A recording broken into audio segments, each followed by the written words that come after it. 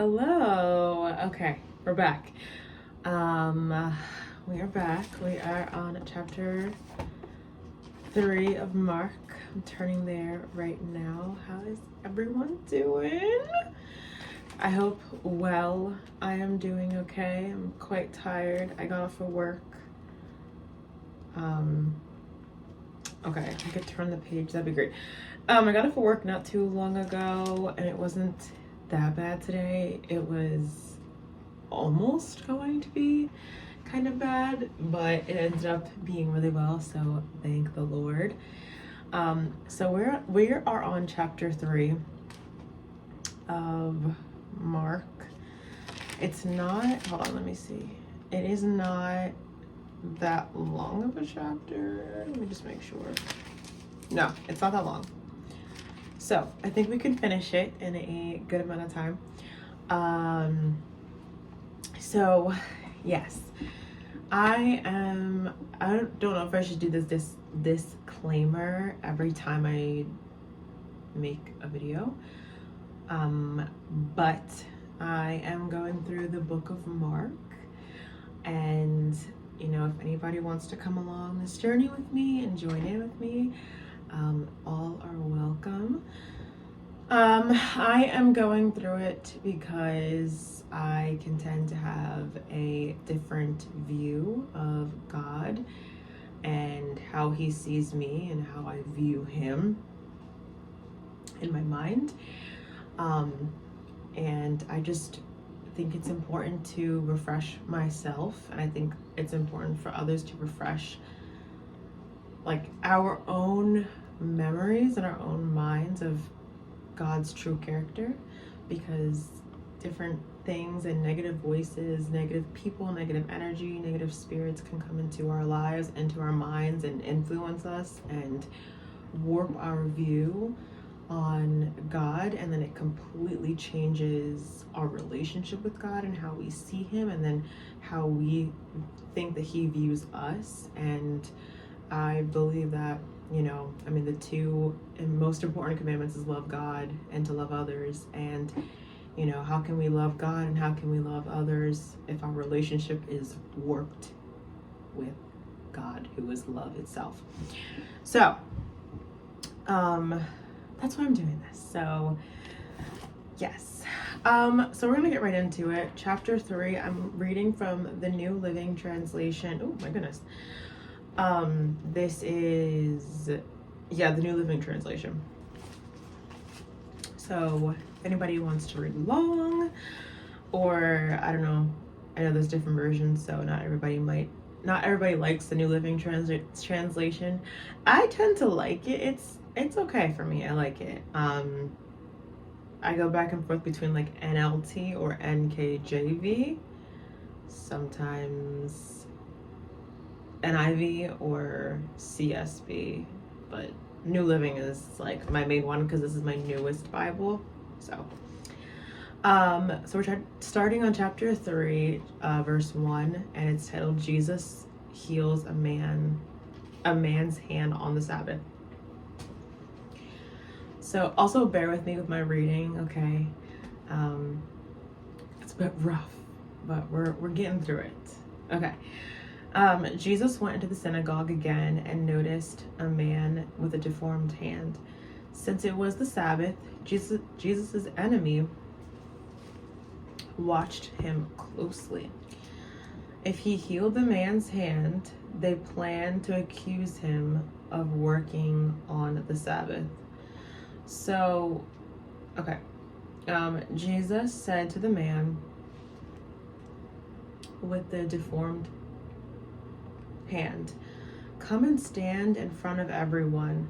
Then he turned to his critics and asked, "Does the law permit good deeds on the Sabbath, or is it a day for doing evil? Is this a day to save life or to destroy it?" But they wouldn't answer. He looked around at them angrily and was deeply saddened by their hard hearts. Then he said to the man, "Hold out your hand." So the man held out his hand, and it was restored. At once the Pharisees went away and met with with the supporters of Herod to plot to kill Jesus. So here again, we are seeing the difference between like religion versus relationship. And the Pharisees are, I don't know, it's really crazy. And this happens today. So like, I know the Bible, some people think that the Bible's like outdated. Some people think the Bible's like, you know, this old book you can't relate to anymore. There are, I mean, literally almost every single story in the Bible, even in the Old Testament, I can relate to my own life. And I mean, obviously it doesn't look exactly like it's describing, but you can literally take it and be like, okay, yeah, no, this happens still today. This still is going on. Or you can see yourself in the story. You're like, oh, I'm that person. Oh, and it will point out to you like what you need to work on. It just, I don't know. It's just, to me, it's like, it's just so relatable, even to this day. And we see this even in today's age, where people will get upset even though you're doing the right thing, but because it doesn't look like the way that they think it should look, or how they think it should go, or how they think that religion should be, or how they think that belief in God should look like, they're against it, right? So here we see Jesus. He has restored a man's hand back to its health, okay? This is an amazing thing. Like, the average person would be like, oh my gosh, that is amazing. This is a miracle. This man, he had a deformed hand, and now it's made whole. It's perfectly healthy. But then we see the Pharisees, instead of, you know, praising God, and instead of being thankful that this man's hand is restored, and saying like, oh my gosh, and being in awe of Jesus, the fact that he can even do that and perform these miracles, they're upset and they're going whispering and plotting on how to kill him, even though this man is walking around healing people, he's saving people, but yet they're going and plotting to kill him.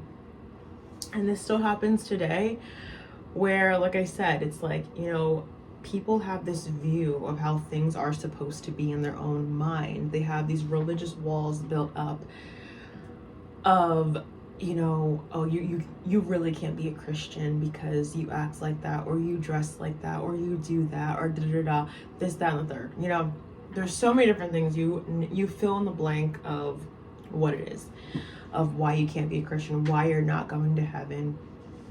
You know, there will be people in heaven that a lot of people would be surprised to see there, you know?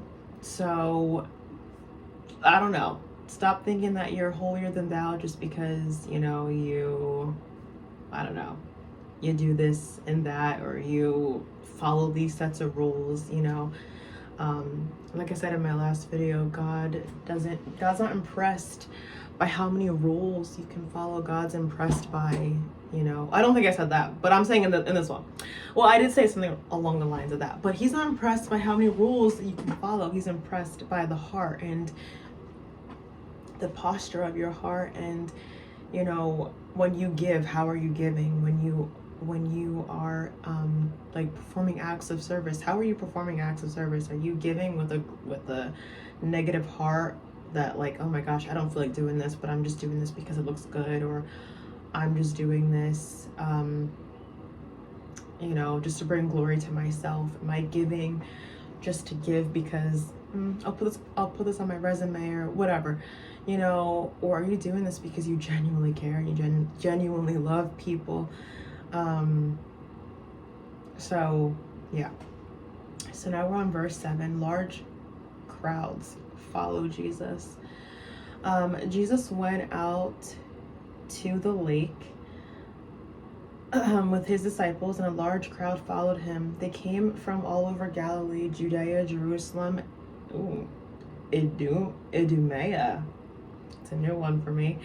I don't remember ever reading that one. from east of the Jordan River. And even, where am I? From as far north as Tyre and Sidon. The news about his miracles had spread far and wide, and vast numbers of people came to see him. Jesus instructed his disciples to have a boat ready so the crowd would not crush him. He had healed many people that day, so all the sick people eagerly pushed forward to touch him. And again, it's so crazy to me that the Pharisees would ever, want to kill him, because it's like, he's not following the law. You're not supposed to work on the Sabbath. These people are in need of healing. It's like, why would you not want him to stick around for as long as possible? Anyways. And whenever those possessed by evil spirits caught sight of him, the spirits would throw them to the ground in front of him, shrieking, "You are the Son of God." But Jesus sternly commanded the spirits not to reveal who he was.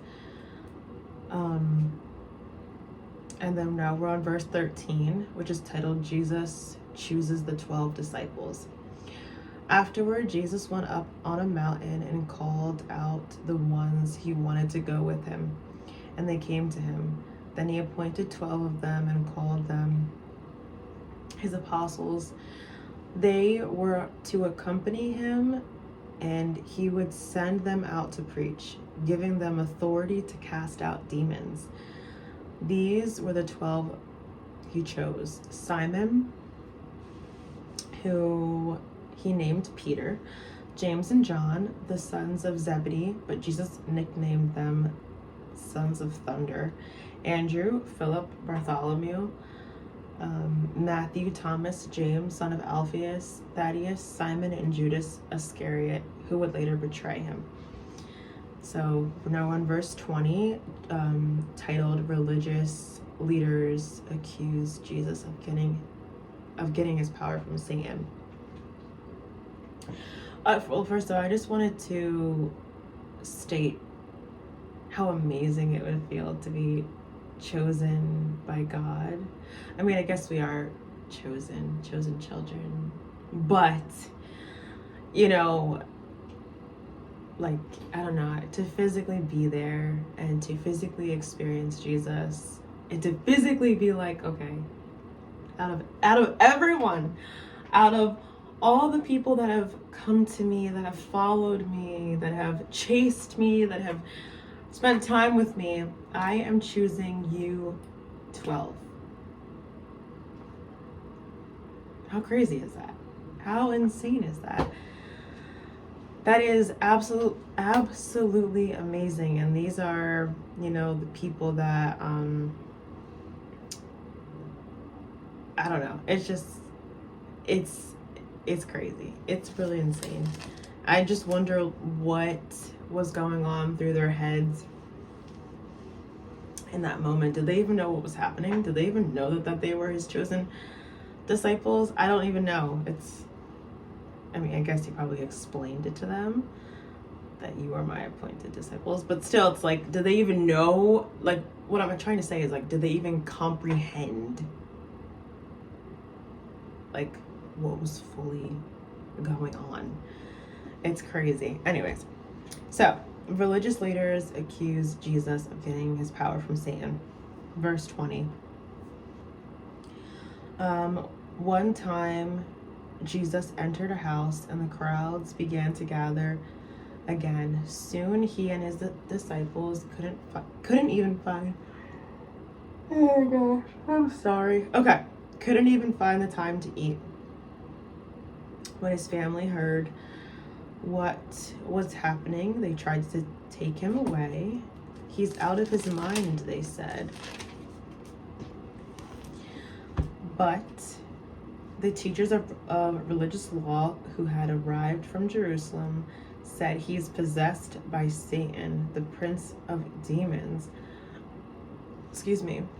That's where he gets oh my goodness, excuse me, that's where he gets the power to cast out demons. Which, what he says next, it's like, first of all, do they not know anything about Satan? Like, why? Okay. Jesus called them over and responded with an illustration. How can Satan cast out Satan? He asked. A kingdom divided by civil war will collapse. Similarly, oh my goodness, a family splintered by feuding will fall apart. And if Satan is divided and fights against himself, how can he stand?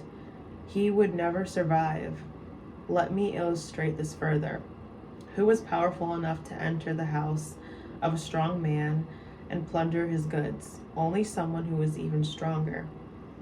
Someone who could tie him up and then plunder his house.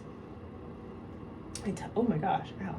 I tell you the truth, all sin and blasphemy can be forgiven, but anyone who blasphemes the Holy Spirit will never be forgiven. This is a sin with eternal consequences. He told them because they were saying he's possessed by an evil spirit, which is just insanity to begin with. It's like, why would Satan cast out himself? Why would Satan cast out his own demons? He is there to cause, he is a menace. Like, he is literally there to cause havoc, to wreak havoc. So if he's doing, I mean, I don't know, I guess I can see maybe playing devil's advocate here, maybe to make him seem like, I don't know, he's this savior. Am I making sense? Probably not. I don't know. But like, why would Satan be healing people, restoring people? Why would he be casting his own demons out? Like, it just doesn't make sense. But they get, I mean, obviously they were just trying to like sabotage or just make something up, because obviously they were working against Jesus. But it's like, it doesn't, obviously Jesus is like, yeah, the math is not mathing, it's not adding up, okay? Jesus describes his true family. Then Jesus' mother and brothers came to him. They stood outside and sent word for him to come out and talk with them. There was a crowd sitting around Jesus. Every time. Okay. Hold on. There was a crowd sitting around Jesus, and someone said, "Your mother and brothers are outside asking for you." Jesus replied, "Who is my mother?" Okay, this, I always find this funny. "Who is my mother? Who are my brothers?" Then he looked at those around him and said, "Look, these are my mother and brothers. Anyone who does God's will is my mother and sister, is my brother and sister and mother." Which, what I find funny is like, he's like, "Who is my mother? Who is my brother?" Like, imagine Jesus's mom. Like, imagine Mary hearing that. Like, I'd be so offended if I was Jesus's mom and I overheard him saying, "Who is my mother?" I'd be like, "Didn't I give birth to you?" Anyways, no disrespect, obviously, but I love this. I love when he says, "Anyone who does God's will is my brother and sister and mother," which to me means that anyone that does the will of the Father, he accepts all and considers them his family. Like, we are in true family with Jesus. We are in true relationship. We are in true connection. Isn't that so cool? That is probably the coolest thing ever. It really is. Jesus really wasn't about blood. He's about all who do the will of his Father. It's, yeah. So we all who do God's will can call themselves family. We are in true relationship with Jesus, which is really awesome and so cool. So I think I'm going to stop there because the next time we will be on chapter 4. See, I told you that was going to be quick. Figured we would get that done pretty quickly. But oh my gosh, no, this is so good. I actually really am enjoying. I mean, I always love reading the Gospels, and Mark, like I said in the last video, he really gets straight to the point. Like, he's just getting to it, okay? He's not like very detailed. He's just like, okay, this is what happened. Brief story, next. Brief story, next, you know? I like when they go more in depth, but I'm enjoying this. I'm enjoying this too. And you know, like I said, just the importance of, you know, where your motives are coming from. You know, we always need to be checking ourselves and be conscious and mindful of, you know, where are our motives like stemming from, you know? Whenever we do anything, we need to put selves, I cannot speak English, into check all the time and make sure, because that spirit, that energy can really arise in any of us. You know, we literally can be our own worst enemies, like just in our own minds. We can, I don't know, I don't want to say everybody's guilty of it, but I think the majority of people are guilty of it on different levels, some more than others. But, you know, we can get so caught up in the way that we believe that things should look, or how people are to serve others, or how people are to witness to others, or how people are to pray for others.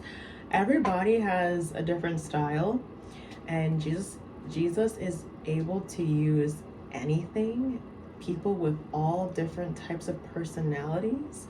So just because they might be doing something in a way that you necessarily wouldn't, you know, you probably wouldn't do, or you probably wouldn't say it like that, or whatever, doesn't mean that it can't be used, you know?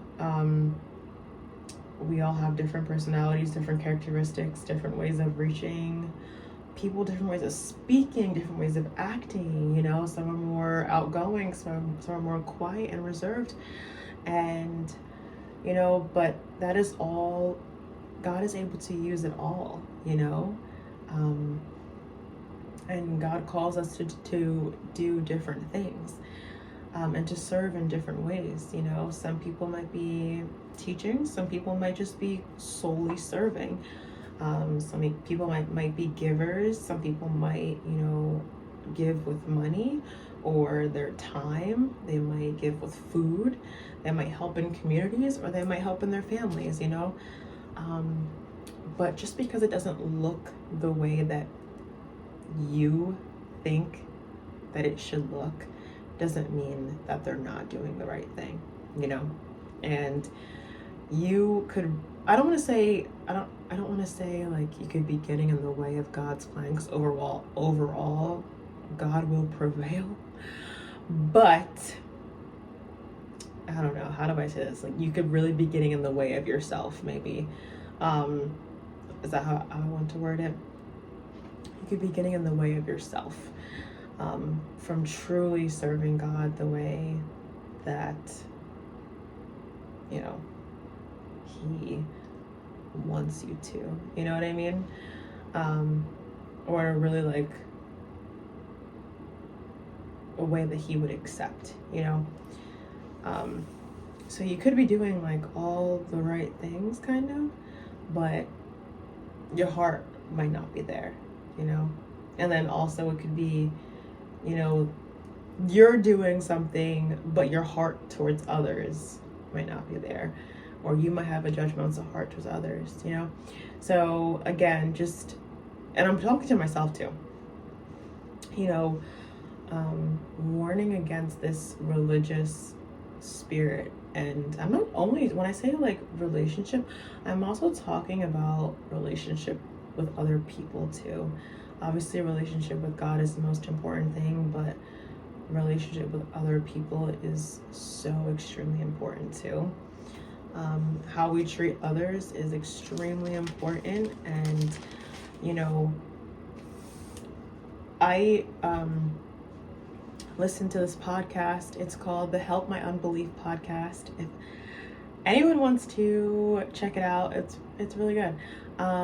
It is like 3 guys who, I think they're based in Oklahoma, and they have people from all different types of beliefs. They have Satanists, they have pagan witches, what's it called? Atheists, agnostic, all different faiths. Actually, I haven't seen any Buddhists or like Hindus or anything like that, but different beliefs or no beliefs, whatever. And they come on there and they kind of just have a conversation with them. Wait, what was the point of that? Oh my gosh. What was the point of me bringing that up? Relationships with other people. Oh, that's what it was. Okay. So, a lot of them actually come on there and they have turned away from some of them are just completely, and not just on this podcast, but all over the world, have turned away from even just the thought of God, even just believing in God, because of his representatives. And this is exactly what I mean by I can project. I'm guilty of it too. I can project man's character onto God's character. And this is exactly why I find it to be so important to remain in God's word, to remind myself to not do that. Because just because man, and when I say man, I mean just mankind, humans, women and men, so both genders obviously have, wait, hold on, I cannot think right now. Yeah, like how man treats me, how women and men treat me. I cannot allow that to be projected onto God, because just because a human being wrongs me does not mean that that is how God would treat me. You know what I mean? It's a human being. It's an imperfect person, So obviously, imperfect people, human beings, are going to disappoint me. They're going to wrong me. They're going to do things that are going to hurt me and upset me. And maybe they don't exactly mean to do it, but it's still going to happen. We cannot avoid that because we're not perfect, But God is a perfect being. But it's super easy, especially when you get into this pattern, of people are hurting you, people are being mean to you, people are saying things about you or saying things to you that are very hurtful. And it's so easy to be like, okay, well, why would I want to be why would I want to believe in a God whose representatives are evil spirited? You know what I mean? And I totally get it. It's honestly a valid point. I'm not gonna lie, it's a valid point. But there's a difference between a man's character and God's character, because God's character never changes, and man's character is always changing. Change is going to happen. We will have mood swings. One day we will be upset, and the next day we're completely fine and we're hee hee ha ha. You know, God is the same today, yesterday, today, and forever. His character never changes. But with that being said, it's so important how you treat others, no matter what, and no matter what they believe, no matter what they look like, okay? It is so important, even if Jesus even calls us to love our enemies. So even if you literally sit here and view this person as your enemy, you are still called to love them. I just want everyone to think about that, and myself too, myself included. I'm not like preaching. I'm not over here preaching at anybody. When I talk, I'm talking to myself as well. We are called to love even our enemies. So if you are viewing someone from whatever, a different faith background, or this different person, an actual individual, you are even still called to love them.